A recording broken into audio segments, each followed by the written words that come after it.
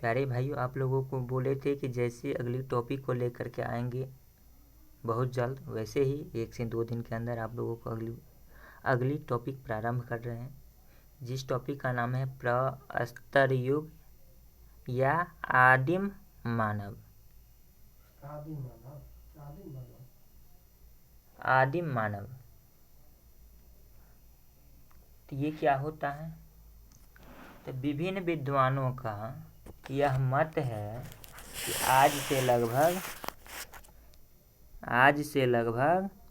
50,000 से 1,00,000 BC यानी ईसा पूर्व, कितना से? तो 50,000 से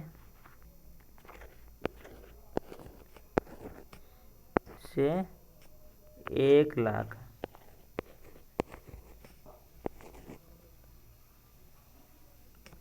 कितना? BC यानी कि ईसा पूर्व क्या है? या इससे भी पहले प्राइमेट्स यानी नर बानर का जन्म हुआ, जो मानव के समान थे तथा ये वृक्षों पर रहा करते थे। यानी शुरुआती समय में ये मानव के समान प्राइमेट्स नर बानर जो थे वृक्षों के पर रहा करते थे, और धीरे धीरे ये प्राणी वृक्षों से उतरकर अपने पिछले पैरों पर खड़ा होकर चलना सीख गए और भूमि पर ही रहने लगे। इस चीज़ को समझना है। इसके बाद देखेंगे ये प्राइमेट्स का अर्थ क्या होता है। तो मानव के समान यानी मनुष्य के सदृश बानर, इसके अंतर्गत 2, 3, 4 प्रकार के जीव, स्तनधारी जीव आते हैं, जिसमें बंदर, लंगूर, वनमानुष और इस तरह के स्तनधारी जीवों को शामिल किया जाता है। किसमें? तो प्राइमेट्स में। प्राइमेट्स से ही आधुनिक मानव का विकास हुआ है। ये प्राणी आज से लगभग कितने? तो 80 लाख वर्ष पूर्व पूर्वी अफ्रीका में निवास करते थे। कितने वर्ष? तो 80 लाख वर्ष पूर्व पूर्वी अफ्रीका में निवास करते थे। इस चीज़ को ध्यान में रखना है।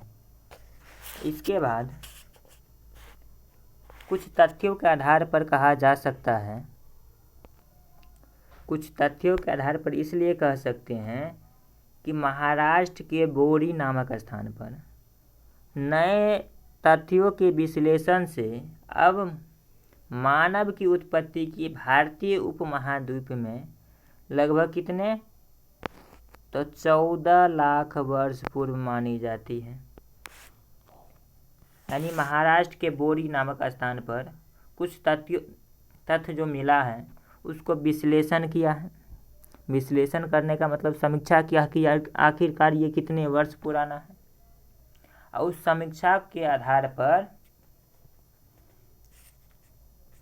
भारतीय उपमहाद्वीप में 80 लाख वर्ष पूर्व मानी जा रही है। कितने वर्ष पूर्व? तो 14 लाख वर्ष पूर्व मानी जा रही है।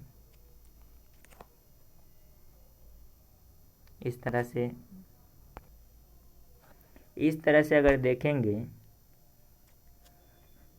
तो मानव का विकास हुआ है। इसके बाद युग बाय युग इसका विकास हुआ है। जहाँ से कुछ हमको पुरातात्विक स्रोत मिलना प्रारंभ हुआ है, वहाँ से इसको इतिहास में काउंट करते हैं। तो सबसे पहले पाषाण काल हुआ। क्या काल हुआ? पाषाण काल में 3 अवस्था का वर्णन किया गया है। कितनी अवस्था का? तो 3 अवस्था का वर्णन किया गया है। आरंभिक या निम्न पाषाण काल, इसके बाद है मध्य पाषाण काल, फिर है उच्च पाषाण काल। पहले का क्या था? आरंभिक एवं निम्न पाषाण काल। ये जो पहली अवस्था है, जिसको 5 लाख BC से लेकर के 50,000 BC के मध्य मानी जाती है, यानी आरंभिक एवं निम्न पाषाण काल की जो आयु है, एज है, 5 लाख BC से लेकर के 50,000 BC के बीच मानी जाती है। इसके बाद जो दूसरी अवस्था की बात करेंगे तो 50,000 BC से लेकर के 40,000 BC तक इसका एज माना जाता है। यानी 50,000 BC से लेकर के 40,000 BC तक के बीच का जो काल था वह दूसरी अवस्था माना जाता है, यानी मध्य पूरा पाषाण काल माना जाता है। इसके बाद 40,000 से लेकर के 10,000 BC तक की समय को तीसरी अवस्था यानी कि उच्च पाषाण काल माना जाता है, उच्च पूरा पाषाण काल माना जाता है। इस चीज़ को समझना है। तो इसी के साथ इस टॉपिक को समाप्त करते हैं यहीं पर। मिलते हैं फिर अगली टॉपिक के साथ, जो होगा पूरा पाषाण युग के क्षेत्रों का वर्गीकरण किस प्रकार करेंगे, यही टॉपिक लेकर के आएंगे। यानी पूरा पाषाण युग के क्षेत्र का जो वर्गीकरण है यानी निम्न पूरा पाषाण काल, मध्य पूरा पाषाण काल और उच्च पूरा पाषाण काल जो है उसका वर्गीकरण कैसे करेंगे, उसका क्षेत्र कौन सा है, इस पर चर्चा करेंगे अगली टॉपिक में। तब तक के लिए जय हिंद, जय भारत।